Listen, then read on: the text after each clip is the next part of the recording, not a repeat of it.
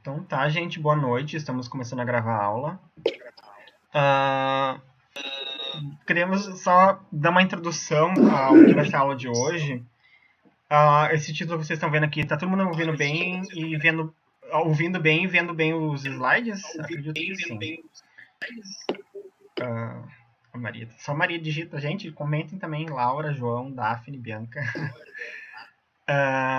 Então, a gente estava pensando, eu e a Manu, de quando a gente deu o Montesquieu no Iluminismo, a gente passou muito rápido. A gente passou a aula de Iluminismo porque, enfim, tem muitas coisas que vocês vão ver em outras disciplinas também, como de humanas principalmente, e vocês vão também descobrindo, vão estudando ao longo da vida.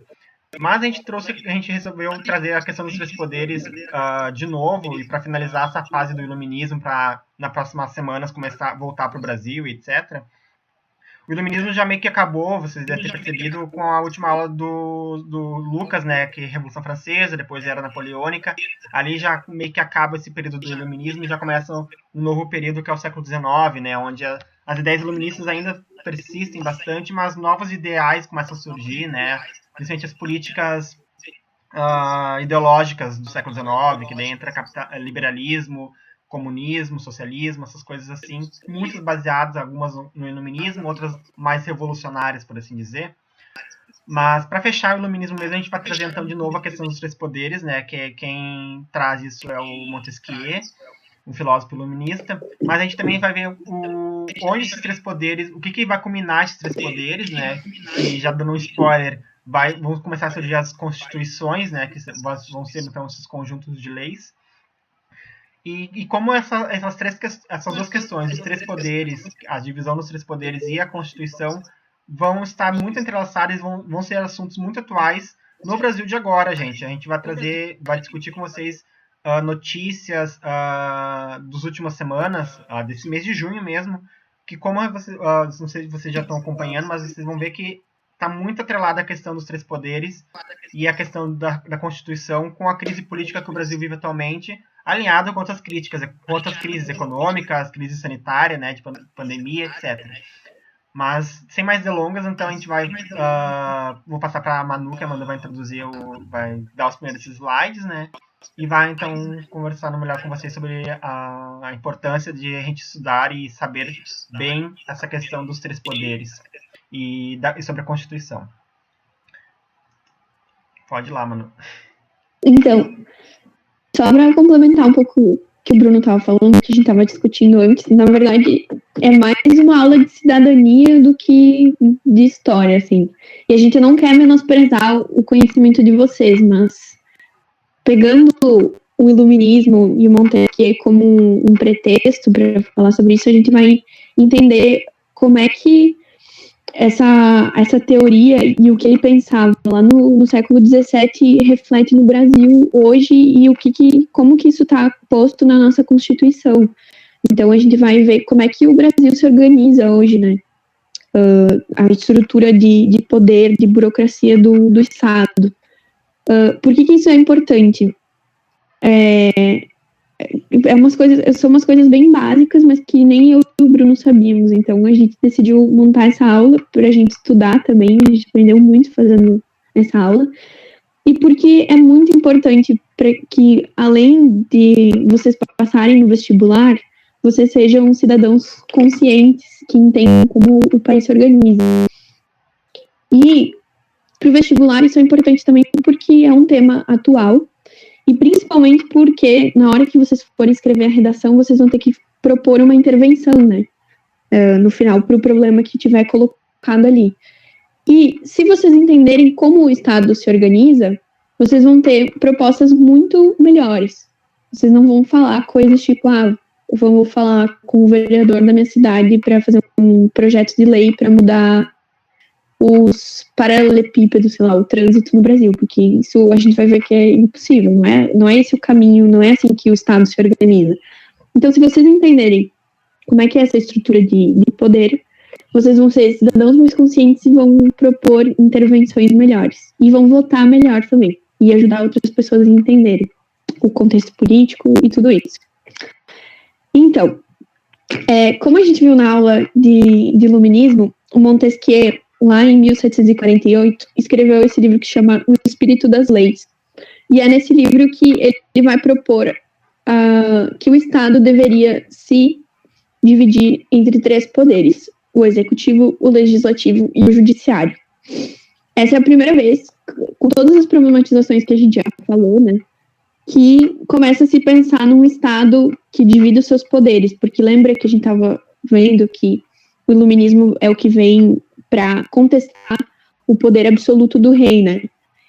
Então, se tu quer contestar o poder absoluto, tu tem que propor alguma coisa diferente, né? E a proposta do Montesquieu foi essa, que a gente vai ver que até hoje é o modelo que se usa na maioria dos países, né? Então, basicamente, né, o que cada poder faz? O executivo executa, e aí ele colocava, né, declarar a paz ou a guerra, faz as relações diplomáticas, né, com embaixadores e diplomatas, com outros países, se relaciona, né, com outros países, outras nações, e estabelece a segurança. Depois, o legislativo produz, corrige e revoga leis. Então, toda a parte de leis é o legislativo que pensa e que que formula as leis e o executivo executa. E o judiciário que pune crimes e julga querelas, que seria quem julga as coisas que acontecem na sociedade conforme as leis. Mas mais importante que isso, o Montesquieu fala que os 3 devem se autorregular. A gente pode passar para o próximo slide, Bruno. E é o que ele fala aqui, ó. Todo homem que tem poder é tentado a abusar dele. De maneira que é preciso que, pela disposição das coisas, o poder freie o poder. E isso é uma coisa que a gente vai dar bastante ênfase para a gente entender como é que dentro da Constituição do Brasil hoje existem mecanismos que freiam um poder e outro, né? Como é que o legislativo freia o judiciário, como é que o judiciário freia o legislativo e o executivo, como é que o executivo, enfim, como é que eles se autorregulam, né? E por que que isso é o motivo da crise, né? De uma parte da crise que a gente está vendo, das discussões que a gente vê do Bolsonaro com a STF e etc. E é muito nesse sentido, e a gente vai ver também como na Constituição isso não é tão claro. Por isso que tem tanta discussão, né? Como é que está colocado na Constituição? E às vezes o que está escrito ali deixa meio em aberto, ou às vezes a gente parece a Constituição um negócio assim muito elaborado, cheio de coisas e tem adendos, etc. Mas nem com tanta coisa que já está na Constituição ainda fica totalmente explícito e claro como é que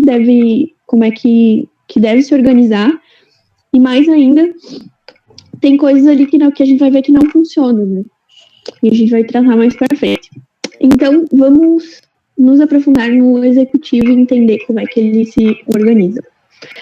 Então, o executivo, a gente vai ver que os 3 poderes, eles são organizados em 3 âmbitos, né? Que é o âmbito federal, ou seja, o Brasil, que é o maior, a nação.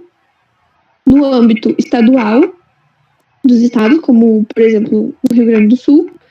E no município, que é os 3 poderes nos 3 âmbitos. Então, no executivo, no nível federal, a gente tem o presidente da República, que é o representante do executivo. No estadual, o governadora do estado. E no municipal, o prefeito. Ou prefeita, né? O que esse cargo faz, né? Ele se ocupa da diplomacia com outros estados e nações, no caso do governador e do presidente. No caso do prefeito, é ele que vai falar com outros prefeitos. Estabelece a segurança civil, previne invasões. Isso mais no âmbito federal, né?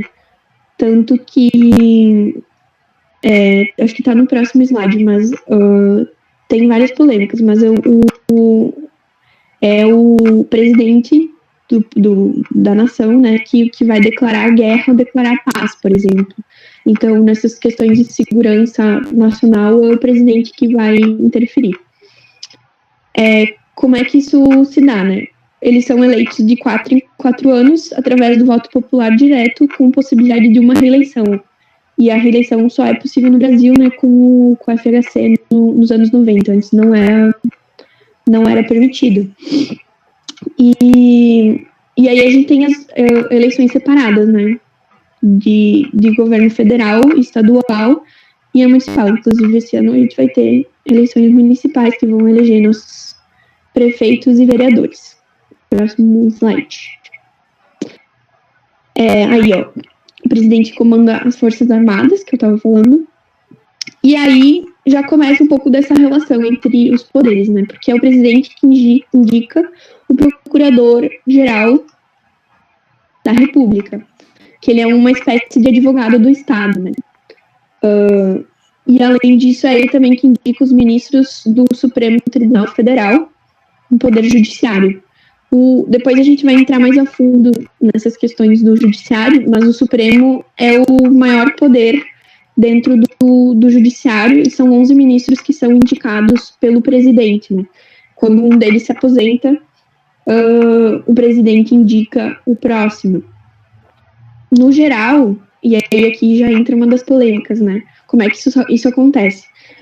Tem lá o conjunto de juízes que forma o judiciário, né, no âmbito federal, e eles fazem uma votação interna, e 3 nomes, os 3 mais votados, são indicados pelo presidente, e a tendência é que o presidente escolha o mais votado, ou pelo menos um dos 3. E aí, mas isso não está escrito em lugar nenhum, né? Isso não é uma lei, não é algo que tenha que ser feito, mas é uma convenção para que isso seja democrático, né? Que seja escolhido entre seus pares também. E o Bolsonaro foi um dos primeiros presidentes que não respeitou essa lista tríplice. Além de ele não escolher o mais votado, ele não escolheu nenhum dos 3 que foi indicado, ele escolheu quem ele quis. E isso é bem polêmico, né? Porque aí o presidente pode fazer isso, pode escolher alguém e pode pressionar essa pessoa a fazer o que ele quiser, né, gente? Se ele for, poxa, quem não quer ser ministro ou procurador-geral da República, que é o topo da carreira dentro da advocacia, né? E aí, se tu for parar para pensar que são essas pessoas que podem investigar o presidente e etc., então acaba, por exemplo, agora tem essas polêmicas porque o procurador-geral está sendo pressionado para investigar o Bolsonaro, e o Bolsonaro está pressionando ele para não prosseguir com a investigação, né? Então, são questões da nossa democracia. Mas vamos seguir. Próximo slide. Tem aí, ó. O Senado pode, que eu esqueci de falar em amarelo, né? Que o Senado pode revogar as indicações. Mas também não é bem assim. E também o Senado tem os seus interesses, né? A gente sabe como é que funciona. Vamos seguir o próximo slide. E aí a gente colocou, só para vocês visualizarem, né, essa separação do poder executivo nos 3 âmbitos: a Prefeitura de Porto Alegre, que é o executivo no nível municipal; o Palácio Piratini, que é onde o governador mora, né? Mora e trabalha. No caso do Rio Grande do Sul, Eduardo Leite, agora está ocupando o cargo. E o Palácio do Planalto, que também é Palácio da Alvorada. No mesmo prédio a gente tem a Alvorada, que é considerada a residência, né, do presidente, e o Planalto, que é onde ele trabalha e executa suas ações como presidente. Tudo no mesmo prédio. Próximo. E aí, dentro do executivo, a gente tem os ministérios no âmbito federal e as secretarias no âmbito estadual e municipal, né? Que são essas divisões de temáticas, né? Mas que respondem ao governo federal. São elas que vão estabelecer estratégias, diretrizes e prioridades na aplicação dos recursos públicos. Por exemplo, o MEC, que é o Ministério da Educação, ou o Ministério da Saúde, da Justiça. Cada um deles trabalha com temas distintos, mas são eles que vão coordenar as ações do governo federal para cada uma dessas áreas da vida pública, né? E tem um ministro ou um secretário que é indicado pelo líder do Poder Executivo, em qual seja o âmbito, né? E aí tem várias polêmicas também ali. A gente colocou uma foto da esplanada dos ministérios, que fica em Brasília, que a princípio são 17 prédios, porque quando o Niemeyer projetou, era para ser 17 ministérios, hoje a gente já tem 23, se eu não me engano, com o Bolsonaro, e com a Dilma eram mais de 30. Então, depende, né, de cada líder do executivo, o que ele vai querer fazer, como ele vai organizar essas pastas, né. Mas, aí em Brasília tem esses 17 prédios, que cada prédio corresponde a um dos ministérios. Tem alguns ministérios que até funcionam lá no Palácio do Planalto.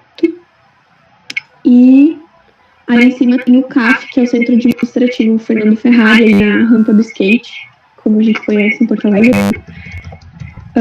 E aí funciona a Secretaria do Planejamento, da Educação, que são no âmbito estadual, as secretarias do Estado. E acho que é isso. Próximo. Acho que já é o próximo o legislativo.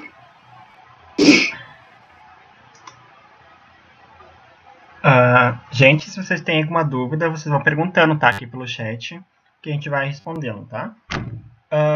Agora, então, a gente vai ver a questão do poder legislativo, que é poderíamos dizer, o segundo poder, assim, né? Que Montesquieu idealizou. Só fazendo uma pequena correção, Manu, antes ali, quando tu iniciou a aula. Não foi Montesquieu o primeiro a pensar na divisão entre três poderes. Se eu não me engano, não foi Hobbes. Não lembro agora quem teve um outro filósofo que pensou a questão dos três poderes, mas foi o Montesquieu que melhor modelou elas e trouxe uma novidade que era a questão do freio. Porque quando não sei se não foi Hobbes, mas quando outro filósofo pensou na questão dos três poderes, ele ainda deixava a questão que existiria um que dominasse os outros. E já vem Montesquieu, que daí sim, Montesquieu cria a teoria, a metodologia de que, como cada um vai frear o outro poder e assim eles vão se autorregular para ninguém se sobressair sobre o outro e deixar de ser uma democracia, né? O João Vitor perguntou o CAF uma secretaria. O CAF ele é um conjunto de secretarias, por assim dizer. Ele é um prédio onde praticamente todas as secretarias do Estado estão lá. Pode falar, Manu. O CAF é o conjunto de prédios onde abriga as secretarias, a maioria das secretarias do Estado, ali tem o DAER também, tem várias coisas, mas tem outras secretarias que ficam em outros lugares da cidade. Só ali foi pensado esse prédio e abrigou alguma delas, que ali funcionam. Que vai com o mesmo problema de Brasília, que a Manu falou, né? Tipo, o CAF também é um prédio bastante antigo, deve ter mais de 50 anos, acredito. E hoje em dia o modelo de se dividir as coisas são bem diferentes do que quando ele foi construído, né? Então acaba tendo falta de espaço, às vezes, para distribuir as instituições. A gente tem que botar os prédios, porque às vezes a gente nem sabe onde eles ficam, né? Sim, o que é esses prédios. Tipo, todo mundo conhece esse prédio da rampa de skate em Porto Alegre, mas às vezes a gente não sabe o que funciona ali dentro. É um braço do poder executivo, né? Sim. Tipo a segunda. Podemos dizer que poderia ser interpretado como a segunda casa do governador. Porque o governador também tem sala lá, ele também governa de lá. Mas a principal é o Palácio Piratini, né? E é onde ele reside. Até uma curiosidade, o Eduardo Leite é um dos primeiros governadores em anos a de fato residir, morar dentro do Palácio Piratini. O último, o Sartori, não morou lá. Antes do Sartori também não moraram lá. O Tarso não morou lá. O Tarso tem outras casas por aí. Enfim, mas vamos dar continuidade ao legislativo.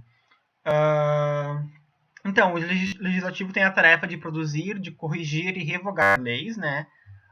Sendo elas por tempo limitado, leis que vão funcionar por um período exclusivo. Um exemplo atual é o auxílio emergencial, foi uma lei criada para suprir as necessidades, as emergências do momento que a gente vive hoje, né, no Brasil, a pandemia de Covid-19, mas tem leis de cunho limitado, né, de tempo limitado, que são a maioria das leis que compõem a Constituição, né, e vão desde lei de direito à vida, leis trabalhistas, etc. O Legislativo também tem a função de fiscalizar o Poder Executivo, né, então assim como A Manu falou que o Poder Executivo tem certa liberdade, não certa liberdade, mas tem a função de indicar cargos para o Poder Judiciário. O Poder Executivo vai ser, então, responsável não por indicar o Poder Executivo, mas por fiscalizar ele, e ele também é responsável por iniciar um processo de impeachment, né? A gente viu no último 2016, quando teve o impeachment da Dilma, começou a função, o pedido no Congresso Nacional, né? Na Câmara dos Deputados, teve a votação lá, né, dos 500 e tantos deputados. Então é a Câmara dos Deputados que deveria representar o povo. Eles são responsáveis, né, então, por conduzir o chefe do executivo, eles que vão freando ou empurrando, de certa forma, a administração do poder executivo, né, do líder do executivo, do presidente, por exemplo, ou do governador, ou do prefeito, ou da prefeita, da governadora, da presidenta. Eles vão conduzindo o poder executivo a assumir o cargo, né? Mas, em consequência, em razão disso, eles também têm o poder de destituir o presidente. Não foram eles que colocaram o presidente lá, mas eles que têm o principal poder de iniciar o processo de retirar o presidente de lá. Depois deles, passa para o Senado, que é um outro braço do poder legislativo, como a gente vai ver agora. Os cargos são senadores, né? É um braço do poder executivo do nível nacional, nível federativo. Deputados federais é o outro braço, e logo mais a gente vai explicar o porquê que existe no âmbito legislativo nacional federativo dois cargos, senadores e deputados federais. No nível estadual, a gente tem, então, os deputados estaduais, que quando na Assembleia Legislativa, né, na Câmara Estadual, e os vereadores, que vão, então, comandar no âmbito municipal, né, mais pequeno, e vão estar... vão discutir, vão trabalhar na Câmara de Vereadores do município. No nível nacional... Pode falar. Posso? Bem rapidinho, só para não ficar confuso ali, aquela frase do conduzir o chefe, não é o povo que elege o presidente, o governador e o prefeito. É isso. Só que tem um dispositivo na Constituição que fala que é o legislativo é um ritual, na verdade, que tem a ver com essa questão de frear o poder. Porque é o legislativo que vai tomar o juramento do executivo. Então, tem até uma parte específica lá na Constituição que vai falar que o presidente da Câmara dos Deputados ou dos vereadores, etc., dependendo do nível, né, ele vai chamar uma sessão solene onde o presidente, o vice, o governador, o vice, o prefeito e o vice vão lá prestar um juramento para esses deputados, porque eles são como se fosse o conjunto de cidadãos, eles representam o povo, né? Dentre os três poderes, eles são que tem que representar o povo mais especificamente. Então, ele vai lá e faz esse juramento para o executivo. Por isso que é para o legislativo, exatamente. Por isso que é o legislativo que tem o poder de começar o processo de impeachment. Porque se a partir do momento que o legislativo toma esse juramento do executivo, ele também fosse responsável pelas ações do executivo. Então, a partir do momento que o executivo toma ações inapropriadas, que aí tem lá na Constituição que pode gerar um processo de impeachment, ele é responsável por tirar essa pessoa do cargo. Aí, Bem importante isso. Voltando, então, para explicar a questão dos cargos, no nível nacional a gente vai ter, então, o Congresso Nacional, que vai ser o conjunto dos cargos do Legislativo no nível federativo, né? O Congresso Nacional ele vai se dividir, então, entre o Senado Nacional e a Câmara de Deputados Federais. Por que acontece isso? Porque no nível federativo, no nível nacional do país, é muito grande, é muito extenso. É muita gente para se representar e para se administrar. Então, é dividido a questão para se ter Senado e senadores. Os senadores eles vão representar os estados. Então, temos no Brasil 26 estados, mais o Distrito Federal, e cada um deles tem direito a 3 senadores. O Rio Grande do Sul tem direito a 3 senadores, o estado de São Paulo a 3 senadores, e assim por diante. E já os deputados federais, o número de deputados federais é calculado de acordo com a população. Então, o estado de São Paulo, por ser o maior estado do Brasil, não sei agora quantos habitantes ele tem o estado, mas tem muito, vai ter um número de deputados e representantes bem maior do que o Rio Grande do Sul. Tava falando, Manu? Acho que são 12 milhões. 12 milhões no estado de São 12 Paulo? milhões. Muita gente. Uhum. O cálculo feito, a gente não trouxe, também não é tão importante nesse momento saber como é que é feito esse cálculo, quantos são, mas é importante saber o que o estado de São Paulo vai ter, sim, mais deputados federais, porque tem mais gente no estado. O Rio Grande do Sul vai ter menos, porque tem menos gente que o estado de São Paulo. E assim por diante. O Rio Grande do Sul vai ter mais que a Santa Catarina, porque é um estado maior em número proporcional que Santa Catarina. Pesquisei aqui, São Paulo tem 70 deputados federais, 70, enquanto e Rio Grande do Sul tem alguns quantos? estados... O Rio Grande do Sul tem 31, mas, por exemplo, o Acre tem 8. Nossa. Mas tem vários estados que tem 8 também, então essa é a proporção, né? Uhum. Você entende, então, o porquê que no legislativo se tem essa... no legislativo no âmbito federal tem essa questão de divisão para dar mais representatividade. Já no âmbito federal, no âmbito estadual, é só os deputados estaduais, e no âmbito municipal é só os vereadores. Porque é menos gente para se representar e para se administrar, né? Menos coisas. Acho que é importante falar também que é no âmbito federal que se decidem as coisas mais importantes, né? Que vão valer para todo o território. Sim, isso a gente pode até falar na questão da Constituição, né? Porque a Constituição Federal ela é superior à Constituição Estadual e Municipal, apesar delas também se terem poderes entre si. Sobre a questão ainda no Legislativo, deputados e vereadores são eleitos, então, a cada 4 anos. A cada 4 anos, deputados federais, estaduais e vereadores e vereadoras também são eleitos e têm possibilidade de serem reeleitos, né? Após concluir o primeiro mandato. Já os senadores, eles possuem um modo diferente, porque eles, em vez de serem... A permanência deles não é durante 4 anos, assim, durante 8 anos. Então, acaba acontecendo uma outra metodologia de eleição. A gente deu um exemplo ali, ó. Se em 2018 as eleições foram com 2 senadores, a eleição de 2022 vai ser eleita apenas um senador. Por quê?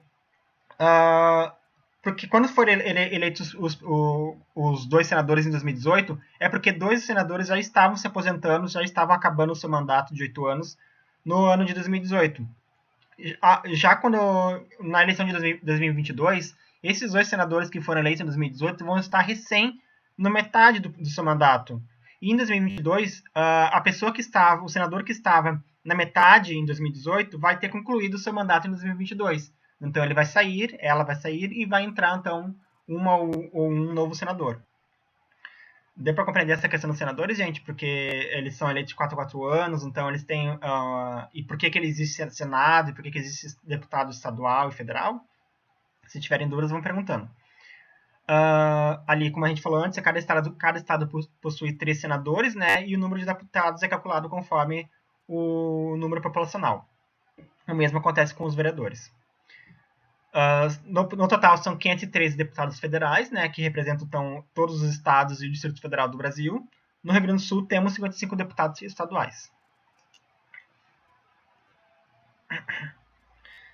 Aqui, então, a gente traz fotos, né, representando esses lugares, né, onde o Legislativo se reúne e trabalha, né. Então, no nível federal, em Porto Alegre, a gente tem a Câmara Municipal de Vereadores.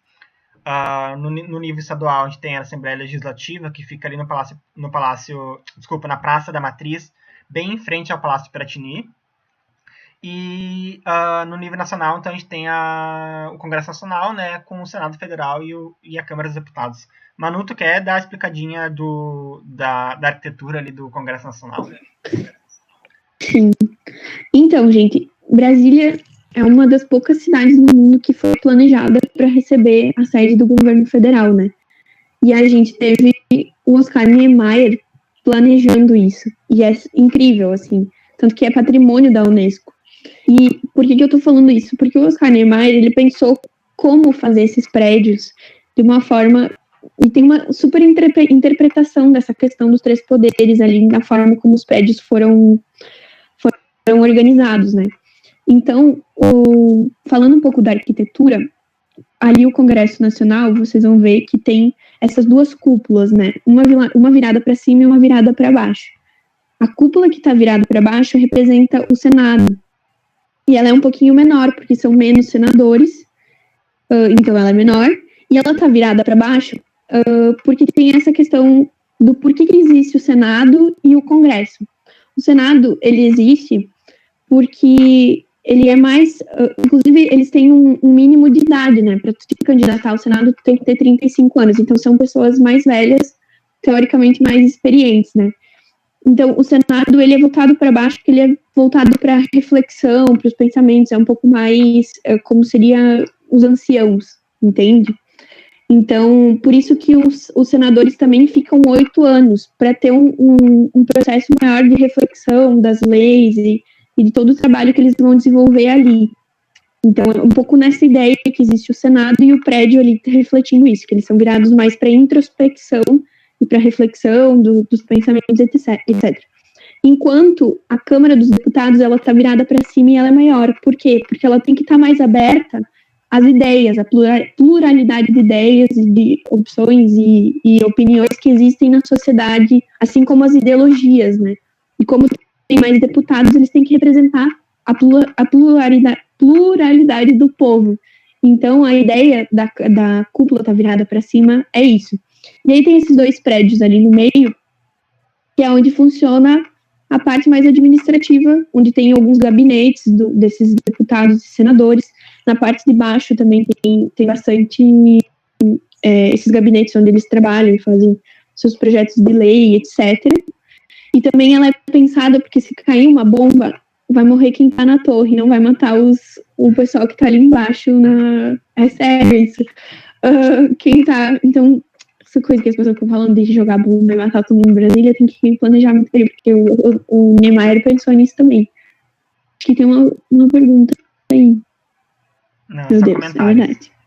E outra coisa, depois, sabe aquela foto da esplanada dos ministérios? Então tem toda a questão que Brasília foi pensada como um avião, né? E a esplanada, ela é o corpo desse avião. E aí tem a asa norte e na asa sul, acho que é onde a cidade onde os moradores vivem. Mas o corpo do avião é o poder, né? Onde está constituído esses prédios aí. E aí a cabeça desse corpo do avião é o Congresso Nacional, porque ele é mais importante que o executivo, gente. Isso é uma coisa muito importante. Se vocês vão tirar alguma coisa dessa aula, é isso, porque a gente fica dando pau no presidente, no governador, mas quem planeja as leis, quem pode tirar, quem faz as coisas de fato, é o legislativo. Não é por nada que ele está na cabeça do avião e aí o palácio do presidente está do lado e o judiciário está do outro, porque eles que têm o poder de verdade na mão. Por isso que é tão importante a gente saber escolher muito bem os nossos deputados, porque são eles que têm que representar as nossas ideias lá dentro. Não adianta só eles darem verba para hospital ou para outras coisas. São eles que vão falar sobre as coisas mais importantes, que vão definir as coisas mais importantes da nossa vida cotidiana. A gente não percebe isso, mas são os deputados que pensam isso. Então, enfim, falei. Tá ótimo. Deixa eu ver se o próximo Pode slide seguir, aqui. Bruno. Abriu já o slide? Ah, não, peraí. Antes da gente ir pro slide da câmera, da galeria ali, e a gente só tem esses 4 minutos, então eu acho que a gente nem vai conseguir problematizar melhor a questão do próximo slide, então a gente vai começando a encerrar por aqui, mas só pontuando a questão da importância do legislativo. É que então vocês, como a Manu falou, se tem uma coisa que a gente quer que vocês saiam aqui, pelo menos nessa primeira parte desse conteúdo, a gente vai continuar na quinta-feira também, é a importância do legislativo e como o legislativo deve ser não só considerado como mais importante, mas também mais cobrado. Mais cobrado até mesmo que o Bolsonaro. A gente entende, não só, a gente fala Bolsonaro porque é o nosso atual presidente, mas no passado e tanto no futuro também deve ser assim. Porque, como a gente falou no primeiro slide ali do legislativo, se é o legislativo quem fiscaliza o poder executivo, é ele que vai cuidar, vai produzir, corrigir e revogar leis que vão dizer respeito, que vão coordenar, ajudar a população a nível federal, nacional. Então, como é que a gente vai fazer, por exemplo, votos de protestos, como houveram num passado não muito distante, em deputados federais, e, por exemplo, votar no Tiririca, por exemplo, que daí entra aquele velho ditado, aquele velho pensamento já estamos numa merda mesmo, vamos, não faz diferença nenhuma eu votar aqui, botar o Tiririca lá. Pior que tá, não fica, é o bordão, né? Mas agora vocês imaginam, colocar num cargo tão importante quanto deputado federal, colocar esse poder nas mãos de uma pessoa, eu não quero menosprezar a figura do Tiririca, mas a gente não pode deixar de considerar que ele não tem uma carreira política, ele não tem uma carreira de preocupação com o bem-estar, com a produção, com a fiscalização, com a administração pública em si. Ele era um artista, um palhaço. E não que artistas não façam isso, mas na carreira dele ele nunca se preocupou com isso. A preocupação dele era outra. A gente tem artistas que têm preocupação política. Antes e hoje e no futuro teremos. Mas o Tiririca não era esse perfil. Então vocês imaginam colocar alguém que a gente colocou no âmbito de brincadeira, de manifesto / brincadeira, / que tá, não fica, e essa pessoa vai ter que cobrar o presidente. Seja esse presidente na época que ele foi eleito, não sei se ele. Acho que ele não tá mais no cargo, né? Não lembro agora. Mas imagina então a gente querer essa pessoa que está nos representando lá. Então imagina essa pessoa indo lá e freando, fiscalizando a pessoa que está no poder executivo, sabe? Não tem cabimento uma coisa dessa. Então por isso que é importante a gente lembrar, pesquisar, saber em quem a gente vai votar para deputado federal e estadual, porque vão essas pessoas que de fato vão nos representar. O executivo vai nos representar como figura internacional, como a gente falou ali antes, no âmbito da diplomacia. Ele vai ter suas obrigações para com a gente também, mas é quem vai levar nossa voz para essa pessoa que representa o chefe do executivo vai ser a Câmara dos Deputados e também a Câmara dos Senadores. Então, por isso que é muito importante a gente ter consciência no voto no legislativo. E essa questão do Tiririca, ela é muito problemática, porque, assim, ela é muito problemática porque tem essa questão que tu falou, e, tipo assim, tudo bem a pessoa não ter uma carreira, mas a partir do momento que ele se colocou como uma figura política, que ele se colocou à disposição para ser um deputado, em momento nenhum ele apresentou um projeto do que queria fazer. Ele não apresentou as ideias dele, o que queria defender. E aí, milhões de pessoas votaram nele. Ele foi um dos deputados mais votados da história do país. E aí, qual que é o outro problema nisso? Que a gente tem um sistema na política que tu tem que é partidário, né? Então, vai somar os votos ao partido dele, e aí pessoas foram levadas junto. Ou seja, como ele recebeu muitos votos, outros deputados do partido dele se elegeram. E pessoas que receberam mais votos que essas pessoas ficaram de fora, porque o partido do Tiririca ganhou muitos votos. Ou seja, o Tiririca levou com ele muitos deputados que a gente nem sabe quem são. Então, considerando que a Câmara tem esses 513 lugares, as votações são feitas pela maioria. Então, quanto mais deputados estiverem junto lá com o Tiririca, são mais pessoas que vão votar como ele ou como o partido dele, que a gente nem conhece quem é. E aí, daqui a pouco, tem uma questão que é super importante para a nossa vida, que está sendo decidida por pessoas que a gente não conhece. E a gente só gastou o voto ali porque está indignado com a política.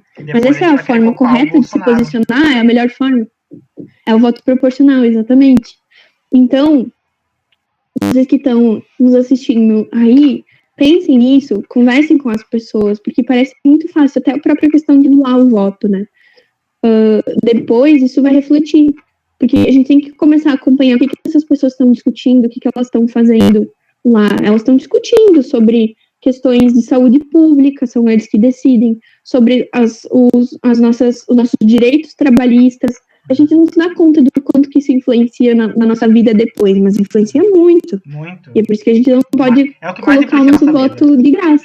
A política é o que mais influencia na nossa vida, gente. Se não tivesse se a gente não se importar com a política, a gente não vai ter o porquê, a gente não vai ter não é razão, a gente não vai ter esqueci da palavra agora. Mas se a gente não se preocupa, não vai poder cobrar. A gente perde a razão para reclamar. A gente só pode reclamar a partir do momento que a gente se preocupa com política, a gente estuda, a gente procura saber as coisas que estão acontecendo. Porque só reclamar sem estar entendendo do que tu está reclamando, não vai fazer diferença nenhuma, porque tu não vai conseguir mudar, tu vai ficar sempre engessado, né, congelado. A partir do momento que tu reclama, mas também tu tá entendendo a fonte da tua reclamação e está fazendo ações para mudar o presente ou mudar do que tu tá reclamando, as coisas aí podem melhorar. Gente, peço perdão pro Danilo, que já deve estar dando aula. A gente continua a aula na semana que vem, ainda no Legislativo, que a gente tem umas questões para comentar ainda. Na semana que vem, não, na quinta-feira. Quinta-feira, então, a gente continua a aula, tá bom, gente? Espero vocês. Beijo. E vamos para as polêmicas. Tchau. Tá bom? Beijo, gente. Se cuidem.